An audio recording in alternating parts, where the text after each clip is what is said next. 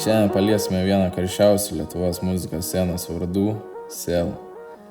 Tikras jo vardas – Egidijus Dragūnas. Bet kam reikalingas tikras vardas, kai turi legendinį pseudonimą? Pasikalbėkime apie Selą. Nuo pat karjeros pradžios, per pakilimus, skandalus, milijoninės sumas, iki šio momento, kai jis vis dar nenukrito iš Lietuvos pramogų viršūnės. Jis ne tik dainininkas, bet ir verslininkas, muzikos industrijos magnatas ir, ginčytina asmenybė. Žinote, Sel galėtų būti mūsų vietinis Kanye West, tik dėja su daugiau konfliktų su teisėsauga. Bet apie viską iš eilės. Tai pradedame. Nuo tada, kai Sel pradėjo muzikinę karjerą, dar gūdžiais 92 metais, jis iškart patraukė dėmesį. Dainas tokios kaip Kontrolinis šūvis tapo hitais ir Sel virto neatsiejama Lietuvos muzikos dalimi. Tai buvo laikai, kai vakarėliai buvo tamsesni, cigaretės pigesnės, o Sel dar nesusipykė su pusė Lietuvos. Muzika jį pavertė super žvaigždė, o pinigai pradėjo tekėti laisviau nei Vingio parke alus per koncertą. Bet kelias į viršūnę nebuvo lengvas. Kaip sakoma, kuo aukščiau kyli, daugiau žmonių bando tave numušti žemyn. Bet Sel turėjo ką atsakyti, suprantate? Jis niekada netylėjo. Mačiau? Dokumentą savo. Už žaidinėjimus gali eiti į teismą. Konfliktai su žiniasklaida, asmeninės dramos ir teisėsauga, tai tik prideda jam legendos statusą. Sel šlovės pikas buvo, kai koncertų bilietai pradėjo sklisti kaip karšti blyneliai. Paskaičiuokime.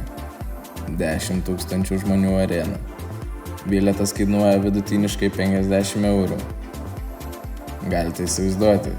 Pinigai tiesiog krenta kaip lapai rudenį.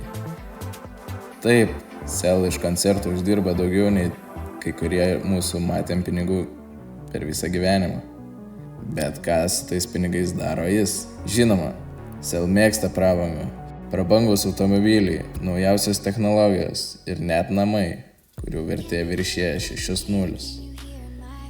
Ir negalvokit, kad Sel nežino, kaip leisti pinigus stilingai.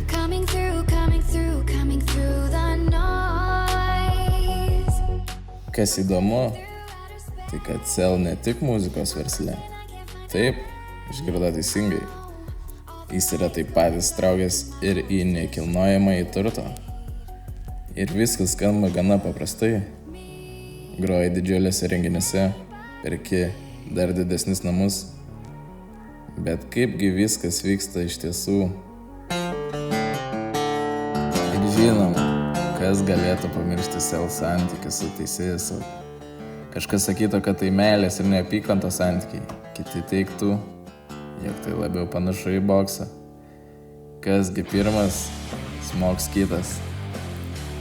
Eismas pažįstas, keliu vairuojant reikia pakentėti. Tai ne Sel stilius. Vienas garsiausių skandalų, kai Sel buvo sulaikytas dėl įtariamo smurto prieš policijos pareigūnus. Patrauk rankas! Kas čia? Patrauk rankas, dujas! Atidaryk mašiną! Mašiną atidaryk! Patrauk rankas! Mašiną atidaryk! Patrauk rankas! Atidaryk mašiną! Žinot, kai turtingi ir garsūs stoja prieš teisėsaugą, visi laukia, ar ši situacija baigsis filmu. Tačiau Sel iš visų situacijų sugeba išlysti beveik sausos, kartais vos su keliais įbrėžimais. Nesveikas gal kažkim dar? Nespriečink! Nesipriešink! Pasmaugsi! Iš ką apsibaigęs, velnis? Pasiduodu, pasmaugsiu, viskas, neburk, išeinu! Ranką už nugaros! Ir didelėmis baudomis. Bet kam jos didelės, kam jos mažos. Sel iš to matyt semėsi įkvėpimą.